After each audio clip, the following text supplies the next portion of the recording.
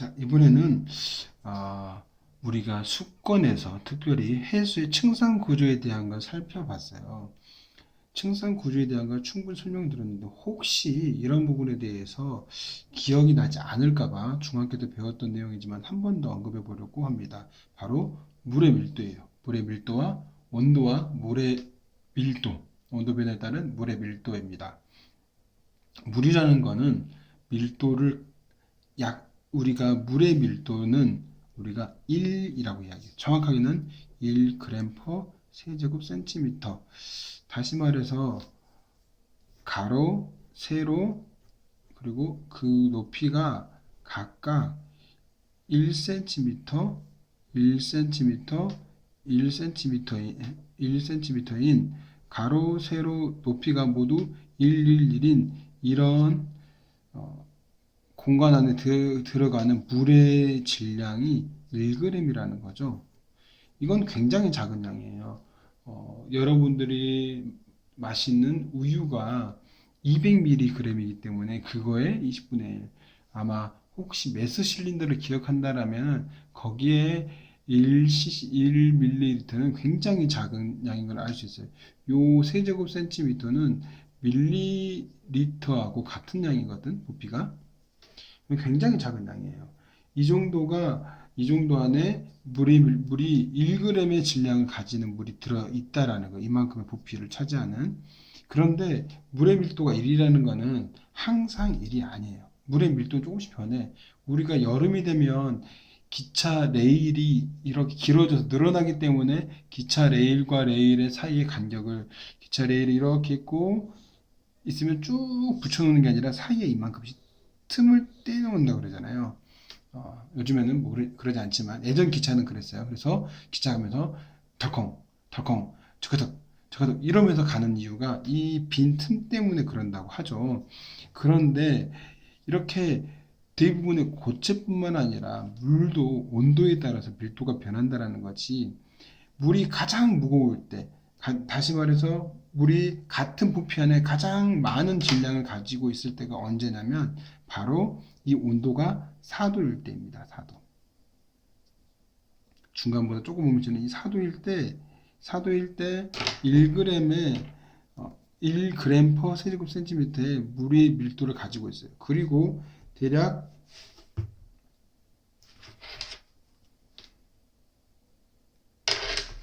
얼마가 되냐면 한 40도 상온에서 한 40도 정도가 되면 0.01 정도 40도 정도가 되면은 그때에 0.99 정도의 밀도를 갖는다고 해요. 그러나 그렇게 밀도가 차가워질수록 점점 물의 밀도가 커지는데 갑자기 물이 4도씨까지는 밀도가 점점 높아져요. 이게 차가워지니까 부피가 줄어들어서 점점 이 밀도가 커지다가 어느 온도가 되면 0도가 되면 뭘로 바뀌죠? 얼음이 돼요. 이 4도씨까지 낮아지다가 다시 밀도 커지다가 다시 밀도가 조금씩 작아지는 거예요. 그러다가 0도에서는 더 이상 물이 상태가 아니라 갑자기 얼음으로 바뀌죠. 얼음은 지금 여기 표시해 놨는데 얼음의 밀도는 약간 0.92, 약 0.9 정도 물보다 더 작은 밀도를 가지고 있죠. 이렇게 변해버려요. 여기서부터 물은 여기서부터 시작하는 거야. 얼음의 밀도는 여기서 이렇게 시작하는 거야. 그렇기 때문에 우리가 물 위에 얼음이 뜨는 걸 볼 수가 있죠. 얼음은 물보다 가벼워. 왜냐?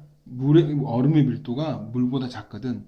그 물 분자가는 특징 때문에 이런 특징적이 나타나는데 그러다 보니 지금 우리가 배웠던 층상 구조에서 해수의 층상 구조에서 맨 위의 층은 우리가 혼합층이라 그러죠. 혼합층. 바로 바람에 의해서 열심히 대순환이 일어나서 온도가 일정한 혼합층. 그리고 나서 이제 더 이상 바람의 영향을 받지 않는 깊이. 이 깊이는 바람이 많이 부는 지대는 조금 더 두꺼울 것이고, 혼합층은 바람이 불지 않으면 약할 것이고, 이런 변화가 있긴 할 거예요. 아무튼, 이 혼합층이 지나고 나면은 급격하게 온도가 낮아지는. 왜 온도가 낮아진다고 했죠? 그렇지. 태양 복사 에너지를 받지 못하고 태양으로부터 햇볕을 받지 못하기 때문에 바닷속이 차가워진다라는 거야. 이렇게 갑자기 차가워져요. 그러다가 온도가 일정하게 유지되는 이때가 바로 언제냐면은 이게 바로 4도씨인 거지. 그리고 우리는 여기서부터를 뭐라 부른다? 여기를 심해층이라고 부릅니다. 그러면 여기는 뭐라고 부른다? 여기는 수온 약층이라고 부릅니다. 무슨 말이냐? 수온이 비약적으로 변화하는 층이다라는 말. 이 약자는 비약적인 변화, 급격한 변화를 말할 때 이 약자예요. 그래서 이런 해수의 층상 구조가 결국에는 물의 온도가 밀접하게 영향이 있다. 그럼 살펴봅시다.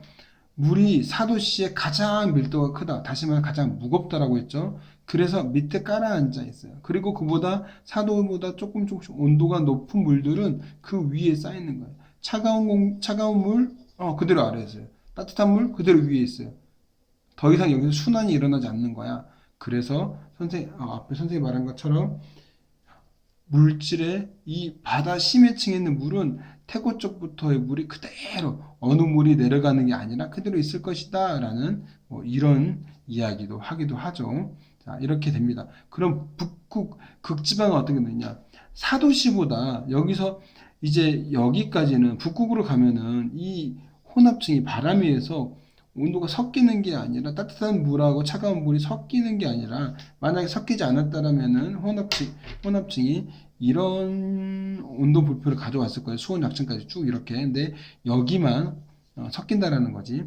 그렇다면은 극지방에 가면 어떤 일이 벌어지냐? 극지방에 가면은 이게 바람에 의해서 따뜻한 물이 아니라 여기가 너무 추워. 더 추워. 북극은 영하 10도, 20도, 30도, 40도까지 떨어져. 그렇게 또 춥기 때문에 여기 물이 더 차갑거든. 그럼 어떤 일이 벌어지느냐? 차가운 물이 얼어요. 얼면 이게 물에 위에 떠 있는 경우가 되는 거죠. 그리고 위에서부터 차가워지고 위에서부터 얼어버리고 정작 그 아래 물들은 대부분의 물들은 4도씨를 유지하는 우리 앞에 선생님이 설명하면서 그림 그려줬죠. 이렇게 고緯도 지역에서 극지방에서 이렇게 일어난다고 온도가 항상 4도씨인 거야. 그래서 그러면은 북극 남극에서는 물속에 들어가 있는 게 더 따뜻하겠네요. 그렇지는 않습니다. 열에 뺏기는 출입을 생각하면 물속에 들어가면 안 됩니다. 자, 이렇게 된다는 것을 알 수 있습니다. 다시 말해서 물의 밀도는 온도에 따라서 이러한 변화를 가져오고, 다시 말해서 4도씨일 때 물이 가장 무거운, 밀도가 가장 큰 물이 되고, 그러다 보니 바닷속의 물들은 해수층은 이 가장 깊은 곳에 있는 심해층에 4도씨 물, 다시 말해서 밀도가 가장 큰 물이 존재한다는 이야기였습니다.